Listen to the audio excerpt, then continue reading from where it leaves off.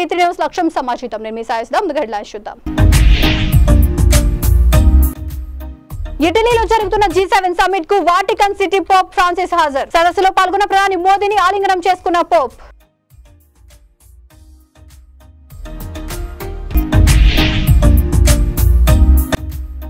Sponge iron పరిశ్రమల నుంచి వచ్చే కాలుష్యంతో పంట నష్టం వాటిల్లుతోందని రైతుల ధర్నా. డిమాండ్లతో కూడిన వినతి పత్రాన్ని అనంతపురం నేమకల్లు తహసీల్దార్ కు అందజేత.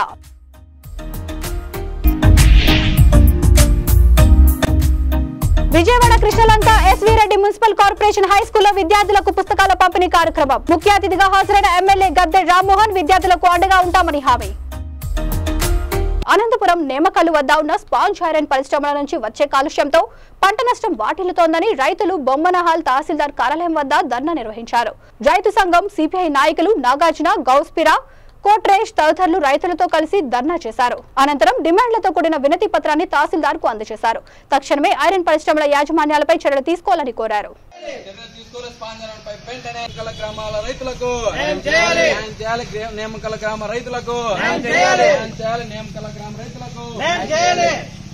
ఫ్యాక్టరీ యజమానుల పైన చర్యలు చేపట్టి వాటికి తగిన న్యాయం చేయాలని చెప్పి దృష్టికి తీసుకొని వచ్చాము.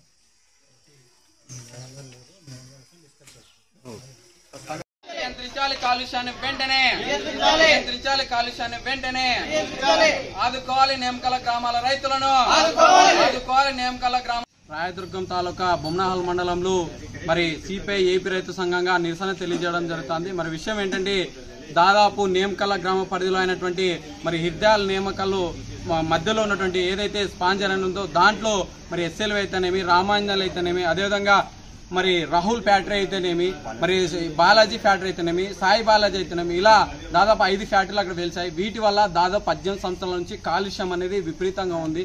మరి ఆ ఫ్యాక్టరీలో మరి బ్యాక్ ఫిల్టర్ అయితేనేమి, అదేవిధంగా మరి ప్లాంటేషన్ అయితేనేమి, దాదాపు 12 బ్యాక్ ఫిల్టర్లు ఉంటే ఒక్కటి కూడా రన్ చేయకోకుండా మరి ప్లాంటేషన్ లేదు.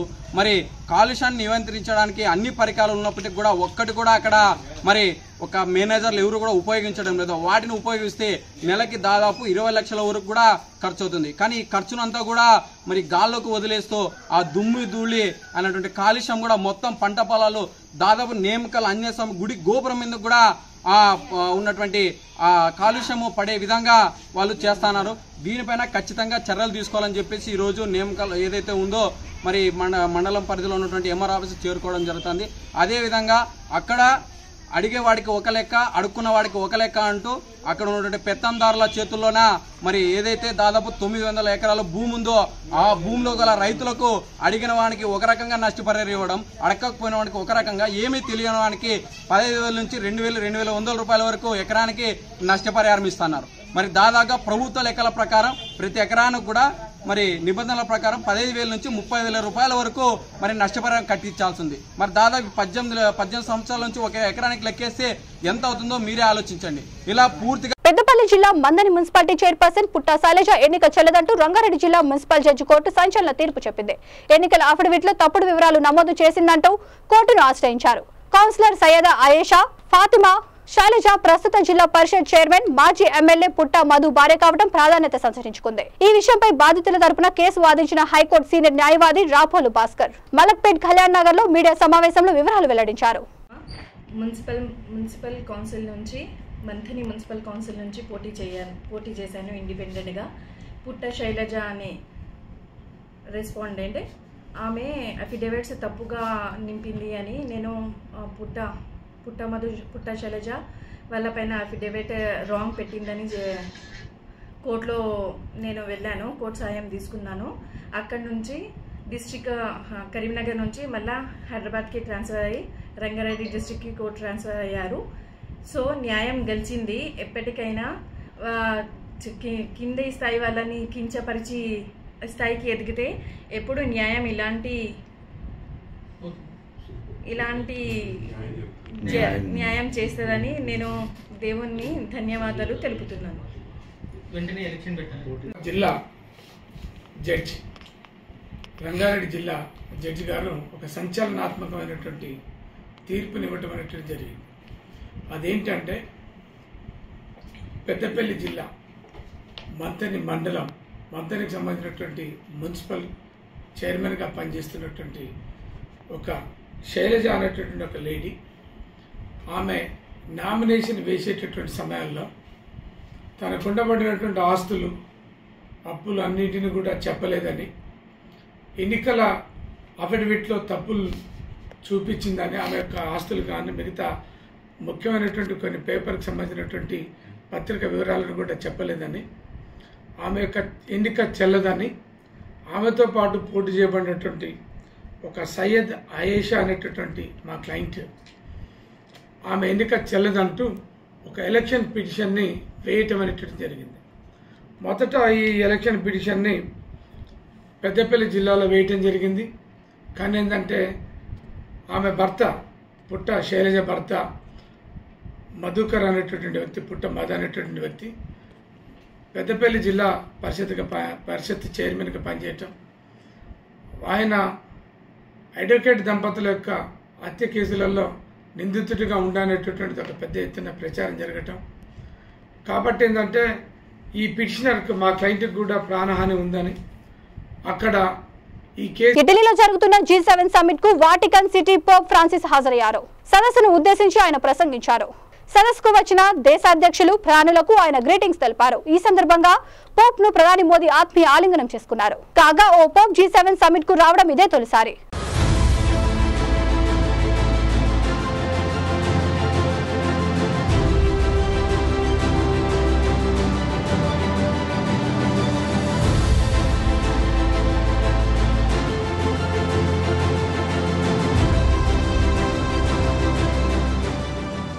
राष्ट्राध्यक्ष वो भी सत्र में पोप फ्रांसिस जो पहली बार G20 में G7 के इस मंच पर शामिल हो रहे हैं, जिनसे प्रधानमंत्री नरेंद्र मोदी ने मुलाकात की और पोप फ्रांसिस के जी बिल्कुल बहुत आदर पूर्वक उनके साथ गले मिलकर पोप फ्रांसिस తిరుపతి శ్రీ వెంకటేశ్వర స్వామి వారిని ఆముదాల వలస నియోజకవర్గం ఎమ్మెల్యే కూన రవికుమార్ దర్శనం చేసుకున్నారు. చంద్రబాబు నాయుడు హయాంలో కొలువుతీరిన కొత్త ప్రభుత్వం పరిపాలన ద్వారా రాష్ట్ర ప్రజలకు అన్ని విధాలా మంచి జరగాలని ఆకాంక్షిస్తూ పూజలు నిర్వహించి మొక్కులు చెల్లించినట్లు పేర్కొన్నారు.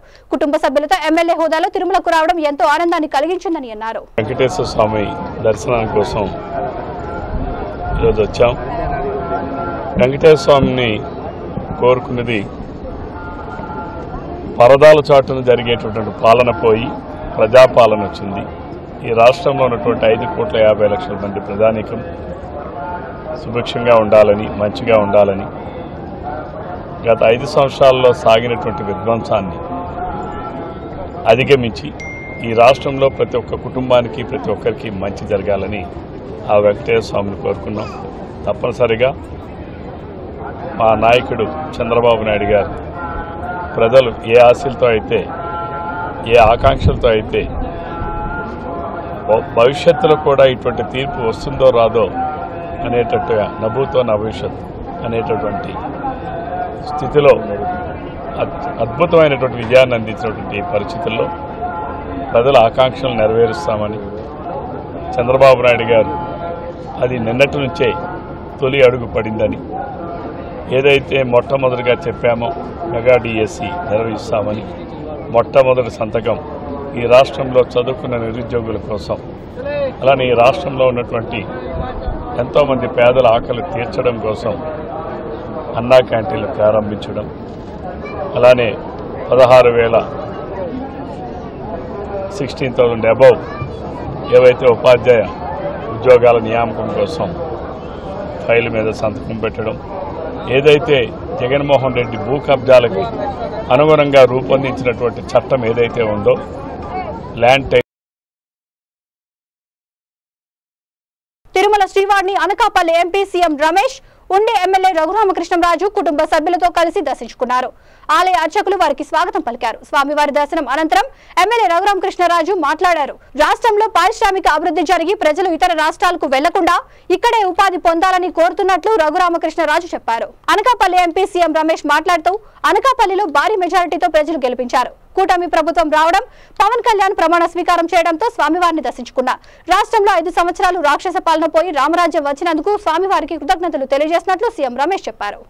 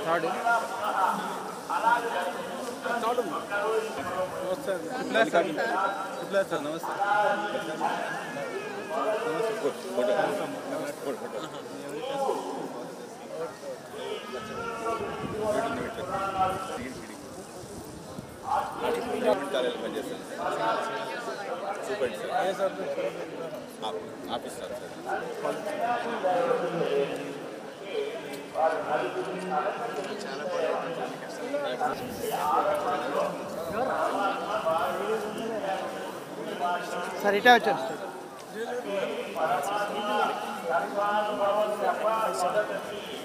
ప్రపంచ సంబంధమైన విషయాలలో తర్వాత వచ్చినటువంటి స్థితిలో దక్షాది ప్రజాపతి మహత్యాలు వారు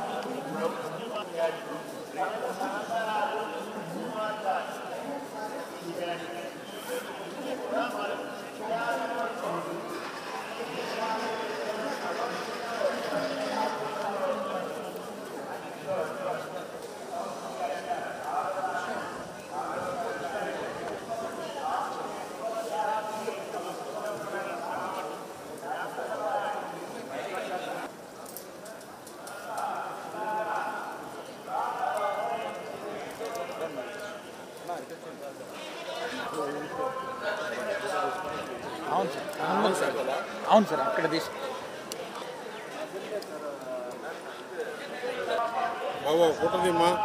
కొంచెం ముందర సార్ కొంచెం ముందుకు రండి okay sir okay minutes eyes close చేయబాకండి సార్ ఐస్ క్లోజ్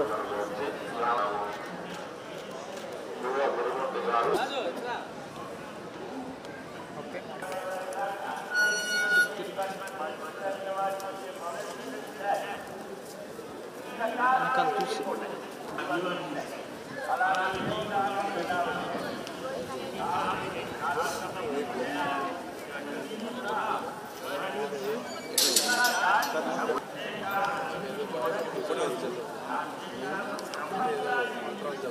విజయవాడ కృష్ణలంకలోని SV Reddy municipal corporation high స్కూల్లో విద్యార్థులకు పుస్తకాల పంపిణీ కార్యక్రమం జరిగింది.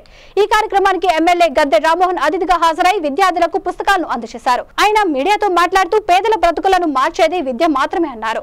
ప్రభుత్వ పాఠశాలలో చదువుకునే విద్యార్థులను అన్ని విధాలా ప్రోత్సహించేలా ప్రభుత్వాలు పనిచేస్తున్నాయని చెప్పారు. స్కిల్ సెన్సెస్ అనే ఒక కార్యక్రమం ద్వారా వాళ్ళ మనసు తెలుసుకొని మనసుకు నచ్చిన పని జీవితంలో చేసుకునే విధంగా తీర్చిదిద్దేదానిలో కానీ మధ్యాహ్న భోజనం పథకంలో కానీ పిల్లలకి అన్ని సౌకర్యాలు కల్పించి తల్లిదండ్రుల మీద భారం పడకుండా పేదవారి పిల్లలు చదువుకునే కార్యక్రమాల్లో ఇలాంటి కిట్లు పంపిణీ కానీ ప్రతి ఒక్క పిల్లలు కూడా తమ మంచి సౌకర్యాలు కలిగిన స్కూల్లో చదువుకున్నాం అనే భావన కలిగించడంలో కానీ ఇదంతా కూడా పిల్లల చదువుల నుంచి దృష్టి మరలకుండా వాళ్ళు ఉన్నత చదువుల వరకు వెళ్లాలని ఒక వాతావరణాన్ని క్రియేట్ చేయడానికి పిల్లల్లో డ్రాప్ అవుట్స్ లేకుండా మధ్యలోనే ఆగిపోకుండా ముందుకు వెళ్ళడానికి ఏర్పాటు చేసిన సౌకర్యం. తెలుగుదేశం పార్టీ అధికారులకు వచ్చిన దగ్గర నుంచి 1982 నుంచి కూడా ఎప్పటికప్పుడు అవకాశం ఉన్నంత మేరకు పిల్లల్లో డ్రాప్ అవుట్స్ తగ్గించడానికి ఒక సమయంలో అయితే ఎవరైనా తల్లిదండ్రులు పిల్లల్ని చదువు మాన్పిస్తే ఆ తల్లిదండ్రులు అరెస్ట్ చేసైనా సరే పిల్లల్ని స్కూల్కి తీసుకురావాలని ఒక కాన్సెప్ట్తో కూడా నారా చంద్రబాబు నాయుడు గారు ముందుకెళ్ళిన సంగతి ఒకసారి గుర్తు చేస్తాను. ఎందుకంటే ఆ కుటుంబం యొక్క ఆర్థిక స్థితిని మార్చగలిగిన ఏకైక ఆయుధం విద్య కాబట్టి ఆ విద్యలో ఖచ్చితంగా బలవంతంగా సరే పిల్లల్ని చదివించాలి అనే కాన్సెప్ట్. దాని తర్వాత ప్రేమతో వాళ్ళకి సౌకర్యాలు కల్పించి వాళ్ళందరికీ ఆనందంగా. బులెటిన్ ముగించే ముందు హెడ్లైన్స్ మరొకసారి. ఇటలీలో జరుగుతున్న G7 సమ్మిట్ కు వాటికన్ సిటీ పోప్ ఫ్రాన్సిస్ హాజరు. సదస్సులో పాల్గొన్న ప్రధాని మోదీని ఆలింగనం చేసుకున్న Pope.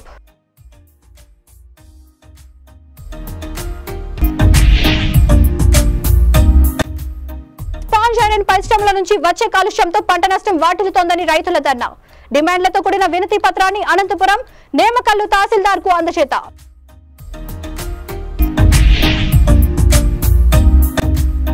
Vijayawada Krishnalanka SV Reddy municipal corporation high స్కూల్లో విద్యార్థులకు పుస్తకాల పంపిణీ కార్యక్రమం. ముఖ్య అతిథిగా హాజరైన ఎమ్మెల్యే గద్దె రామ్మోహన్ విద్యార్థులకు అండగా ఉంటామని హామీ. ఈ బులెటిన్ ఇంతటితో సమాప్తం. మరొక బులెటిన్తో మళ్ళీ కలుద్దాం. అంతవరకు చూస్తూనే ఉండండి V3 న్యూస్. లక్ష్యం సమాజహితం.